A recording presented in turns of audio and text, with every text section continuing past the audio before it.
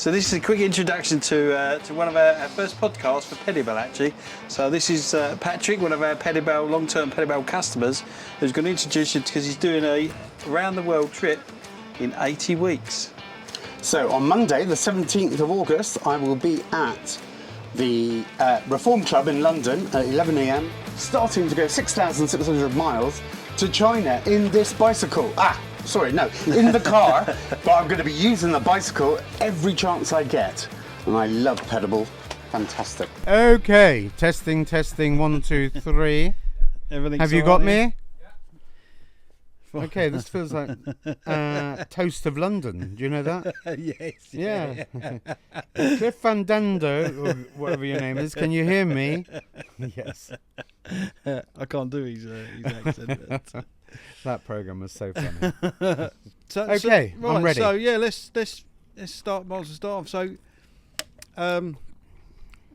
obviously, I'm going to put my glasses on.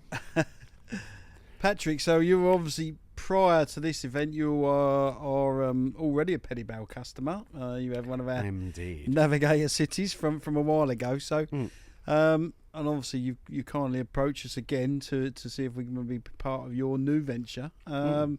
Which is fantastic. So just a few ideas on hows and whys and you know what you aim to achieve really. So this new venture is going to be taking electric vehicle. This is what I'm looking at. Electric vehicle to around the world, or 80 different continents. Is it in 80 weeks or? Do you want me to put the Yeah, meat you to the far bone? away. Yeah, So you give us a little bit of background on that. it's round the world in 80 weeks. And the thing is that everyone I think knows Around the World in 80 Days, which is the Jules Verne book. So I wanted to use a title that people could easily latch on to. Can you get around the world in 80 weeks? Yes, you can, easily. Can you do it in a petrol vehicle? Easily. Can you do it in an off-road vehicle? Easily. Can you do it in an electric vehicle? It's not going to be easy. It's going to be hard. It's going to be difficult. But that's brilliant. That makes good viewing. People will watch it to see me fail. Yeah, definitely. So what I did is I split it into various sections. So the first section is to China, to the border between Mongolia and China. And I'll be honest, I hoped to get this car, which is actually on my emblem. I'm not sure if you're picking that up, but that is the Hyundai Insta. It didn't matter how many hints I dropped and tried to speak to the right people, I never got that. Yeah, right. But that's fair enough. Once I start going and I'm doing it in my car, I'm sure a lot more people will notice what I'm doing and see the benefit to them. Because at the end of the day, advertising costs money. But if you could do it cheaply and interestingly, then that's got to be attractive to people. I mean, I imagine that's what your thoughts were. I mean, it's interesting, really. I mean, obviously we get approached regularly. We don't generally entertain much. You know, we do most of our online content ourselves. But I think because you're already an existing customer, you know, we just felt it'd be nice to try and offer some assistance where we can. And you know, well, I am so grateful. I really am grateful. Yeah, no, it's fantastic. It is. Yeah, this is brilliant because one of the things I did so back in 2024 for my 60th birthday, believe it or not. Some people say I only look about 30, but I have to pay them quite a lot of money. But for my 60th birthday in 2024, I made a thing to go to 30 capitals in 90 days, because you get 90 days since Brexit. And I thought if I do 30 and 90, that you take away 30 from 90, you get 60. So there was a purpose to it. Yeah. I got to 33 in 73 days. And I had my black Pedibal Navigata CitE. I don't even know how to call it. Sorry, Navigata CitE. So I had that with me in the car, but I packed that car so tightly, and it was like strapped to the back of the driving seat. All seats had been taken out, so I had a bed, and then I had fridge freezer. Had the fold-up bicycle, I had a bucket and a shower, and I won't go into what the bucket was for. Thank you for laughing. But, so what I'm saying is that I didn't get the bike out enough. So this time I've actually got a bike rack which goes on the back.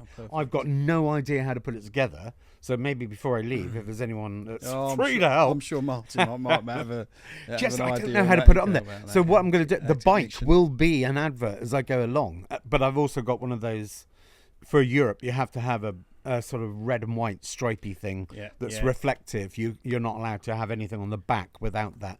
But the one I've got won't cover the number plate, so that's all good. So I don't need to get new lights and all that kind of business. So obviously, I mean, you've obviously done the Europe side of it already, so you're familiar. But it's more what I'm intrigued with is obviously we know what's driving you. You're interested in renewables and the car. And then the car is driving me.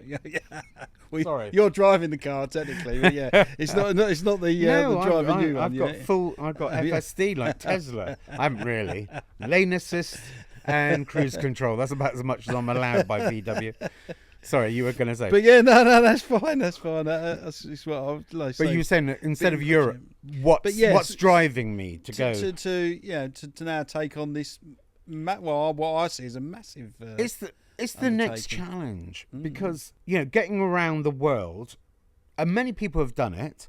I'm going to hold my hats off to Cyberlocos, who are two guys, one from Chile, one from Norway, I believe. And they got together and they've driven a Tesla Cybertruck around the world, and properly around the world, not like bits of the world and then get into another car, which is what I have to do because I've looked at the logistics. But they've paid a fortune to have it shipped and everything. And when I met them, really weirdly, I was driving through Croatia and I went into a supermarket. In comes a Cybertruck. And I was like, whoa, that's interesting. I went over and then they were telling me they're going around the world and they were doing like 60 odd countries. And I was like, wow, that's amazing. Since then, they've changed it to 80 countries, which I thought, oh, that's interesting. That's what I'm doing. But they have got my huge respect because, literally going across the ocean in it as well. Obviously, they're not inside. It's in a container. But it's not easy to actually do all the bits of water. So I decided to split mine into several sections. So China is one, through China is the next one, possibly Japan next. If a manufacturer wants me to try an electric car and go around Japan, I'll do that.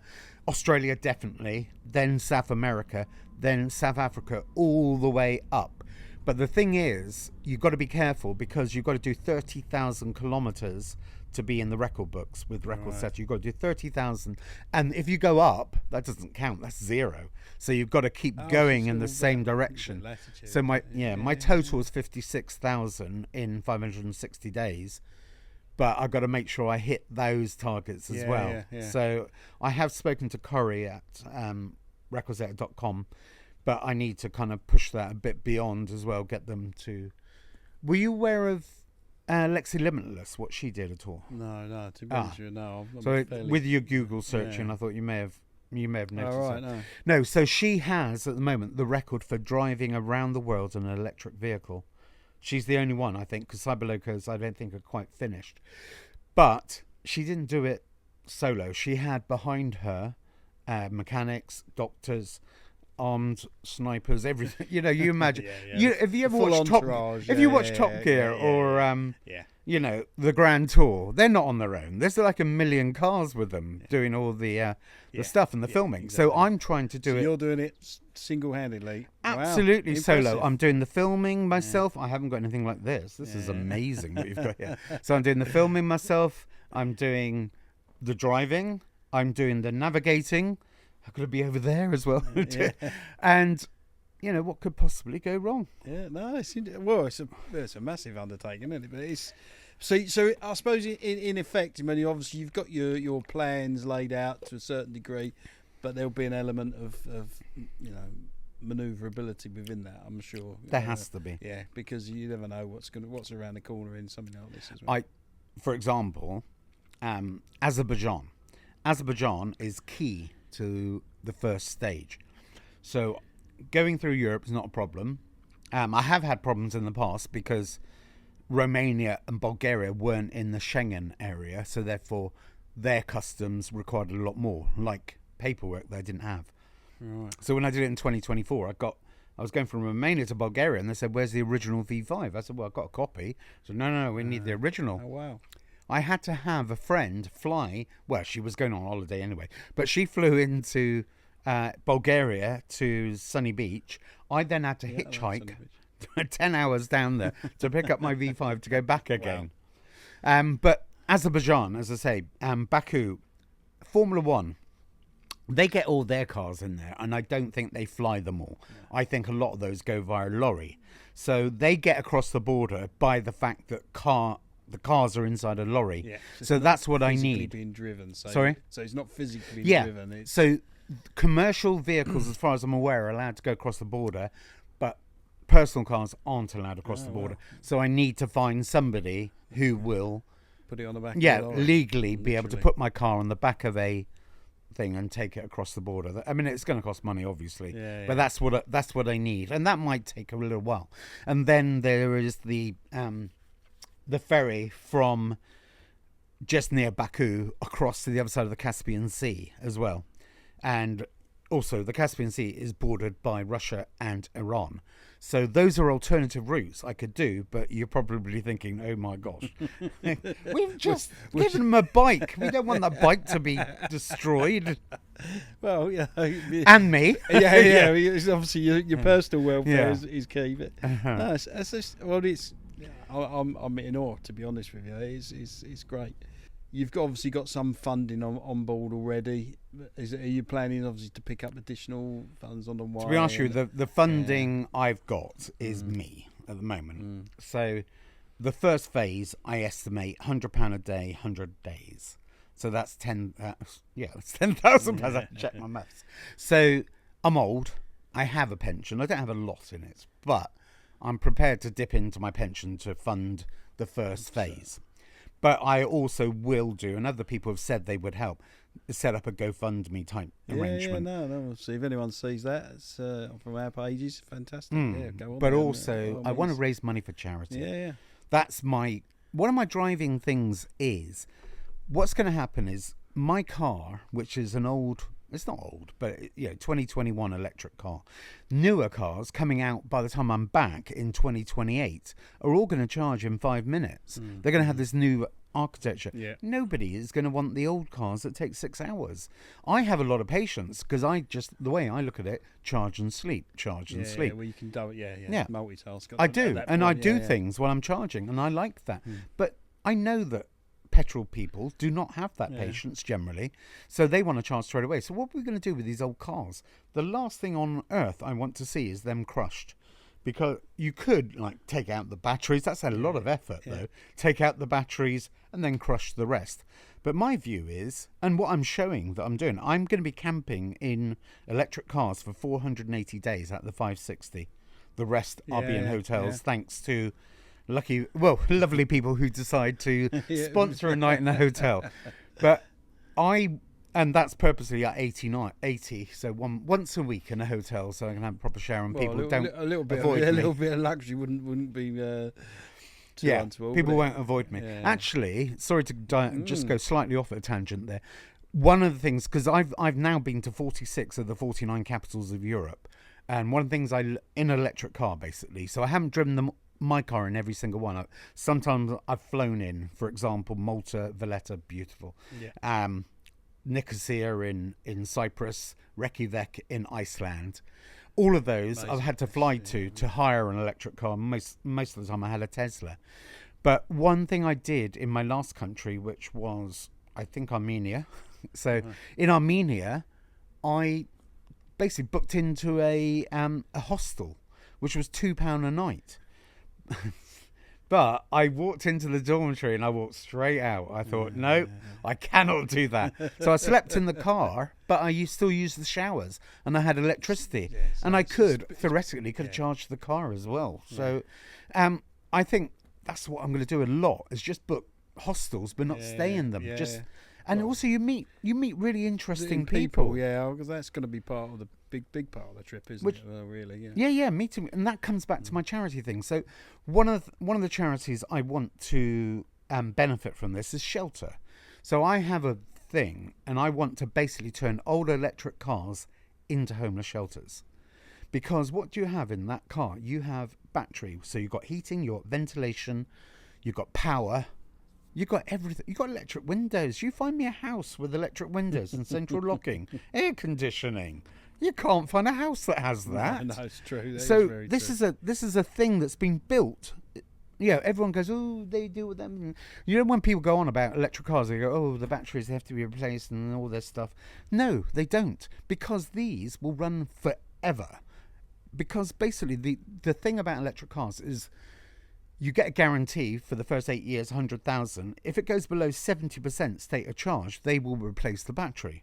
Probably not with the new one, but they will. Yeah. They'll do whatever is necessary to get the state of charge back up again. However, 70% is not that bad, and it's not going to go down to zero, not for years and years and years. No, they so perform better that's why I just think these are brilliant. And then, we heard these things going over the head of us just now downstairs. There's an airport near here, isn't there? Exactly. Yes. It might be rather large one. Yes.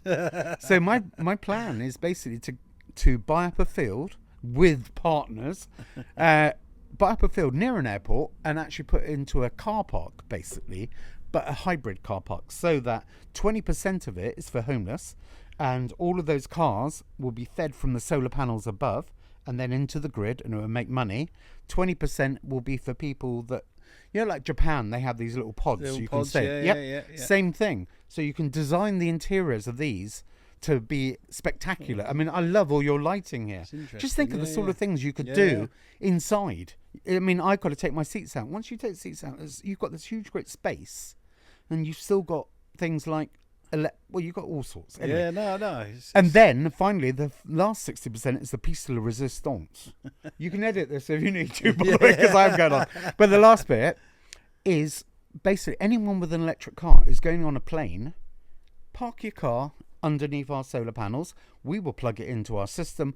We will use your battery while you're away. We will basically sell that electricity coming from the solar into your battery to the grid. We will make money. When you come back, you've got a fully charged car, and the cost of your parking while you're away, zero. You will not have to pay to park. And also there'll be a camera. Imagine if there was a company that did CCTV. Yeah. Imagine that. There will be cameras on the car so that you can see how it looks and what's going on, so you don't come back and find your car's being driven around with some of these meet and greet miles that you don't necessarily remember putting on there. So there we go. Sorry if I went off at a tangent, but that's what I want to do when I come back. Hopefully it comes through to fruition. I hope so, because I think it's a really good idea. Brilliant. Thank you. That's incredible. Sorry, back to you. That's fine. I'll try not to go off at a tangent again. So obviously, I know you got your vehicle outside. So it's quite a relatively small car. So you're not giving yourself any home comforts to a certain degree when you're on your travels. So you're entirely reliant on everyone around you to pull you through this, aren't you? When once you're out there on your own, you're gonna. Yeah. But I thought ahead of that. Yeah. So when I go through Kazakhstan and when I go through Mongolia, a lot of people say to me, where are you going to charge? And I go, well, there's electricity everywhere. But there isn't. So when I get to those two countries, I've already thought ahead. So yesterday I bought 4 solar panels, full-size solar panels, the rigid type.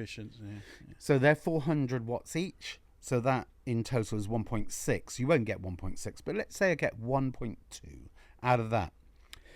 Granny cable will go from, I have 3 EcoFlows, and I've got to do this the right way around, 2 DJI batteries as well. I'm looking at a battery over there, am I, or not? Right next to the coat thing, that looks like a battery. Don't tell me it's a bin. That's a shredder. Disguised as a battery. It does look like a home battery. So basically what people do at home with their solar and batteries, I'm going to do with the car. So I will have 4 solar panels which will basically charge the car at 1 kilowatt an hour, because I've got that much coming in and that much already stored, and it's doing that. So for 3 days... So what I plan to do is drive for 4 days when I get to those countries. Drive 4, stop for 3. And when I stop for 3, that'd be really nice because it's time to do so many things I need to do. Actually get to see, Well, I won't be going to see anything because I'll be in the middle of nowhere. Right, but what I mean is like video editing, that sort of thing. There's loads, and those are things I can do. So I'm actually really looking forward to that because that is something else. We've all kind of thought, why are there not solar panels on electric cars? Well, the reason why is because you need a lot. You need a lot to charge a car. Area, isn't it? You need a ridiculous amount. But in just 3 days, I'm fully charged. None of this petrol station 3 minutes rubbish. I can do it in 3 days. Imagine that. They're going to be really jealous of me. That is amazing. I think it's great. But I mean, from a personal perspective, is there anything that you see as daunting that you're a bit concerned over, or or you're literally just quite happy to take everything as it comes? I mean, you've obviously done something similar before, so you're relatively experienced in this. I mean, driving through Africa, I think is going to be a different experience. I know that others come up against places where they get demands for money. That's going to be quite scary. And, I just need to know how to deal with that. I haven't had any training because I use humour all the time. So, well, it tends to work in most scenarios. But if someone's got a gun pointing at you and they're asking for money, you can't say no, can you? Really, because you want to be alive. But I suppose you got to limit what you actually have on your personal. Yeah. And also, obviously, by being online, it does scare me that people might. Because I'm going to show where I'm going. So they know people might think they can come and nick things. Well, I'm inside. I've got a few cameras you might have noticed around my car. Yeah. So you've got some CCTV. Inbuilt I've thought outside the box. So you've got. So when's the actual finish date then that you're planning on? 31st of the 12th, 2027. So the idea is, I leave on Monday. It's coming too soon. Yeah, very I leave on Monday, which is about 5 days away. Leave on Monday from the Reform Club in London, in Pall Mall, which is where Phileas Fogg started and Around the World in 80 days. Yeah. Then I go to Greenwich at midday. There will be crowds everywhere. If they're not, I have to use AI and just sort of say there were crowds when I was there. All crying and going, my gosh. And so at midday, I'll be at Greenwich where it's 0 degrees. I come back on the 31st of December, 2027, and I'm going to time it to be here early. I'm not going to come back at the last second. So I might even be back in the country a couple of days before. But I'm going to drive across Tower Bridge at midnight. And I gave Sadiq Khan a call, and I said, Sadiq, would you put on some fireworks for me when I arrive at midnight? On New Year's Eve. And he said, when are you coming? I said, New Year's Eve. He said, what time? Midnight. Fireworks, yeah. I would do them for you, Patrick. Not for anyone else. Not for all those people who paid for tickets to see them. Incredibly convenient. Well done. But I actually went there a couple of years ago just to check if cars go across. And they do. So I thought allow it. That'd be a great thing to do. Make a fantastic backdrop. I mean, I will literally be pausing at the bridge like that to the right moment before I go in. I'll be like waving people past. Go on, off you go. Well, the crowds will certainly be. I'm hoping there will be some people there sure on that bridge that will welcome me There'll back. be some big kind of banners people, and everything that will join in. No, fantastic. And some parachutists coming down with Patrick written all over. No, I'm just getting a bit too. I'm becoming somebody from across the water where I'm not going. I'm not going to North America, funnily enough. But there we go. Yeah, but well, certainly, we wish you all the best on that, and there's hopefully our little contribution will. It's not a little contribution. I want to make it very clear. This is fantastic. Yeah. You are my biggest sponsor. Yay! Well done. Well done. Thank you. Good. No, we're glad to be part of it, and I hope you do get some good usage out of it. And obviously, we'll keep us updated, and we'd like to see those, pictures and any content you want to send back. We'll gladly share it for you. In every country, fantastic. Will feature. Brilliant. Well, thanks for coming in, and thank you. All the best, and thank you very much. Certainly look forward to seeing you when you complete the task. All the best. Thank you. Thank you very much. So that was our first Pedibal podcast.